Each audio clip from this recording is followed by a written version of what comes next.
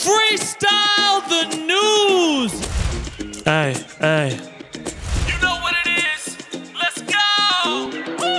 Who the bad guy? Tripping over where you living like a landmine. They be calling up the killers up at halftime. Talking shit up on your channel till it turn to something money really can't buy. Bad vibes like a plane you can't find. Wear a pair of shorts, everybody lose their damn mind. Thinking it was madman, like it fucking makes sense. Tying up the budget like these movie Frank's kids with some cayenne. Hold up, put them under the jail. They're trying to pull you back to office like they tipping the scales. And now they're striking, look united till your strategy fails. Till you see Iger and you know that they bail. Bitch, they got the votes all registered. Taylor set the precedent. Every 4 years we'll just impeach another president. Donald back on top of the anti-Semitic rhetoric. His fans are like some seagull children turn insurrectionists. Y'all check, live on speculation like it's offset. Now you getting handsy in a wrong dress. Credit card heavy on a interest. Cancel fraud debt, but the loan's there. And we about to shut down. Even fucking Matt's like, Kevin's doing what now? What is it, the 90s? Coffee too hot to drink while impeachment pushed through with some new sick. Come on. Succession, but it's real life. Scab until you realize it's a real strike. Merrick want that smoke at the hearing. I've been turning on prime and the ads just started appearing here like that. Get your ass hacked. Genie at the bottle, your unity off track, man. Dillon got his order, putting Nina on blast. Pokemon looking like Cyberpunk before the patch. What? Tension's getting high, I mean after the summer. While the media keeps chugging and those games look hungry. Look, I'ma keep moving while they code on something like holding visas like India or a Jonas brother. Oh, too soon. What you kids, Joe? Test your might. Test your might. Oh, you get it. Hey, thank you guys so much for watching Freestyle the News. If you like what you heard, please ask that like button. Hey, do you ever think about the fall of the Roman Empire? And when that like button eventually goes, the fuck? No. Why the fuck? Why would I do that? Just click it and leave a comment on your favorite bar. Hey, welcome to everybody who's a fan of the Mortal Kombat soundtrack or who saw me on a podcast earlier this week. I can finally talk about it in the open. Yes, I am in the new Mortal Kombat game. If you beat Tower or you beat the story mode, you get to hear the song Second Chance, which I get to rap on. I'm the first verse on it, playing during the credits. It was a fucking amazing opportunity. I got to work with some incredible artists who I love. A-Rival, Megaran, who I've worked with a lot. Will Reject, who I've always wanted to work with. Super Square. And if you didn't know, I also directed a lyric video, which Warner Brothers has put up on the main Mortal Kombat channel as well. So if you haven't seen that, I'm going to leave a link in the description. And I'm also going to probably put a card up here. But the game is super fun. It's a dream come true. The song turned out amazing, and I appreciate all the love you guys have been giving me from it. It means the world to me. All right, so let's get into this breakdown already. And we're going to start with striking and a potential end to the summer of striking and the beginning of the fall of striking. There's two big union stories this week. Number one, the United Auto Workers have gone on strike. This is monumental. I think we talked about it a little bit last week, but look, this strike is a big deal. It could cost billions of dollars to the economy. The strike is a selective strike. They're striking certain plants and then eventually adding in plants as they go along. They're trying to take a different approach to hit the hardest. And you've seen a couple pretty notable reactions. Number one, Tim Scott, who at a town hall said, hey, the way I would handle a striking worker, if a worker goes on strike, they're out of a job.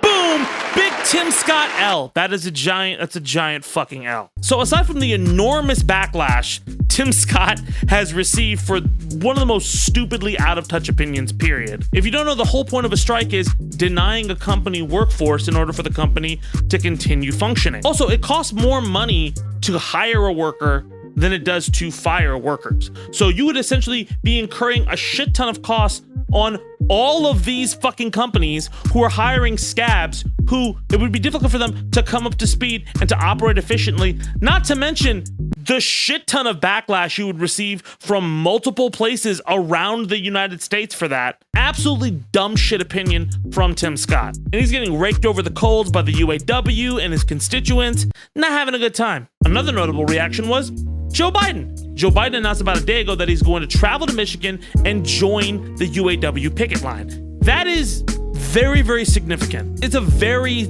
big thing for a sitting president to join a picket line like that. That is probably one of the most significant moves for unions that a sitting president has done. And look, here's the thing. I have talked a lot of shit on Joe Biden. I talk a lot of shit on his son. I talk a lot of shit on him.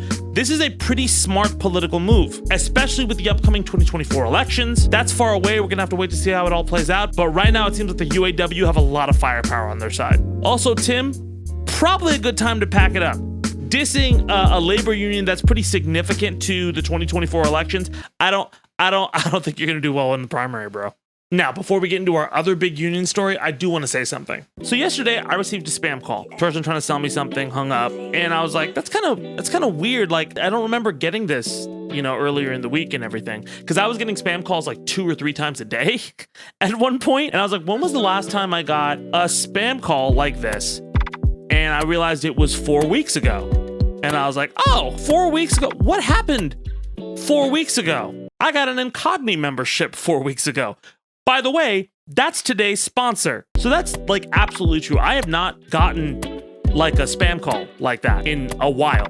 And again, listen, we live in an age where data privacy is not a sure thing. Everybody's data is constantly being traded over the internet, hand over foot. People are paying large amounts of money for every single activity you do on the internet, no matter what it is. And we have so many apps that we use that are free, but that free comes at a price, and that's who we are and what people can target us for and what people can market to us. We've talked about the influencer economy and how people can go down rabbit holes of misinformation with that kind of information at their fingertips. I don't want my address or, like, God forbid, my social security number or any other information about me that I'm not putting out as a public figure just available for people to just buy and market to. And Incogni makes that super, super easy. This is my Incogni dashboard when I started. This is my Incogni dashboard now. Multiple takedowns, a lot of my information getting scrubbed off these like random people who I've never fucking heard of before. And normally, if I was trying to do this myself, it would be an insanely arduous and nearly impossible task. I'd have to send legalese. I'd have to jump through their loopholes to get them to do the simplest thing of just taking down my fucking data.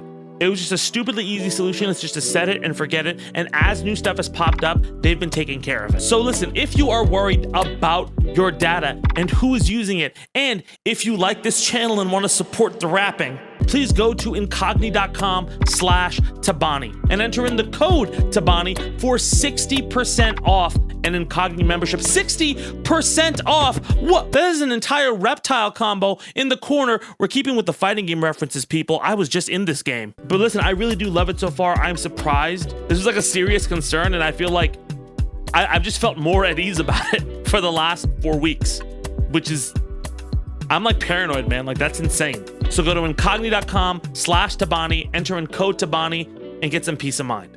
All right, now moving on to the other big union piece we had, the writer's strike. If you didn't hear, recently Bob Iger and other major executives attended a strike meeting, and it seems like they may actually be close to a deal. That doesn't mean that it's all sewn up yet. Of course, the actors are still striking as well, but people have said the talks are productive, and there seems to actually be an end in sight to this strike. And that's a good thing the studios are backing down, because this strike has been popular generally with the American public. Saw a couple hosts who are about to scab the fuck out, like Drew Barrymore and Bill Maher, back down on their decision to kind of restart their shows, but there might actually be an end in the strike and actually something positive for writers. Moving on from strikes, though, there were a lot of stories from last week that kind of bled into this week and kind of gave us a new perspective. Let's first talk about Joe Jonas and Sophie Turner, because a lot came out about what's going on. Sophie Turner is now currently suing Joe Jonas, asking him to return their 2 children back to England, which is their forever home. Apparently, Sophie didn't even know they were going to get a divorce. They had had conversations about the kids possibly being raised in England, and Joe just kind of sprung it on her. He just kind of filed for divorce, and she learned about it in the media. So she says, that's what she's claiming. Joe, meanwhile, is claiming that, hey, they had conversations and she knew he was filing. But honestly, a lot of Sophie's story kind of makes sense with how all of this is played out. And it really doesn't look good for Joe with that PR narrative hanging over his head. Speaking of the culture war, we had a giant debate this week over fucking how to dress in Congress. And so John Fetterman apparently wore shorts and a hoodie, and the fucking world exploded. Like, everyone was like, what the fuck is going on here? And it became this giant debate over the week. Like, hey, we want all of our senators to look like they're in fucking Mad Men, I guess. I've never really fucking understood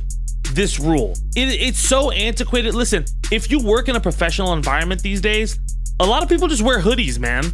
Like, business shirts are one thing, but I know a lot of business environments where they make way more money than places where people wear suits, where they're wearing like hoodies and joggers. The fuck? Workplace culture has changed, but Congress still dresses like it's the fucking 1950s or the 1980s. I'm just surprised it dominated the headlines this week at all. Like, people were mentioning that in the same breath as they mentioned the government shutdown, which could possibly happen, by the way. Speaking of which, let's talk a little bit about this shutdown. Right now, where we stand, the House Republicans have left town. They have no solution on how to solve this. And what's kind of crazy is a lot of them are blaming Kevin McCarthy for this whole mess. Even Matt Gaetz has come out and saying, hey, it's McCarthy's shutdown. He's turned this into this giant fucking political spectacle with we have no way out. Again, at the heart of this is the Republicans are calling for more federal spending cuts. But this is like, it's like 3 months past when them and the Biden administration had already kind of agreed to where they were at. Like, McCarthy and Biden had finalized a deal to just like, hey, let's not have this fucking problem. Let's just keep moving forward. Far-right legislators in the House have put the kibosh on any short-term plans to kind of extend this out. And now you have the Biden administration preparing most of the federal agencies for a stoppage. Again, another fucking government shutdown. How many? Dude. So now we're going to wait till September 30th again till we have, once again, another shutdown, which, by the way, I rapped about this last year, I feel like, until we figure out what the fuck is going on. And a lot of the blame is going towards Kevin McCarthy on a lot of this. A large amount of the Republican bloc they're not feeling him as speaker. He's like not their guy. And Kevin has already had significant issues just being speaker. It's just been hard for him. I forget how many fucking times he had to like do a vote for him to just get the job. But yeah, we'll have to wait and see if we have yet another fucking government shutdown. But I will say, if you are in charge of a store and you motherfuckers have to shut down the store and send all the employees home every fucking year for like 3 weeks because you can't figure your shit out, you shouldn't have the store. You shouldn't be in charge of it. You're fucking up the store. I genuinely feel this. A lot of people have political opinions. My opinion about politicians is that a lot of them are just fucking incompetent. You're incompetent. It's like dudes from ASB in high school. Like, were you ever in high school and you had like a whole like ASB section of your high school, and some of them were like cool people, but some of them were like really fucking awkward. They were like robots to talk to, and they just made like really interesting poster board cutout signs that they would hang around the fucking high. I don't know what the fuck is going on. It's crazy to me because it's such a significant story, but at the same time, it's happened so many times. It feels like normal, which is fucking horrible. But anyway, that's gonna do it for today, guys. Thank you guys so much for watching. I'm gonna be back here next week with more news, and I can't wait to show you guys more stuff that I've been working on. So anyway, my name is Zaid. Thank y'all so much for watching, and I'll see y'all soon. Let's go.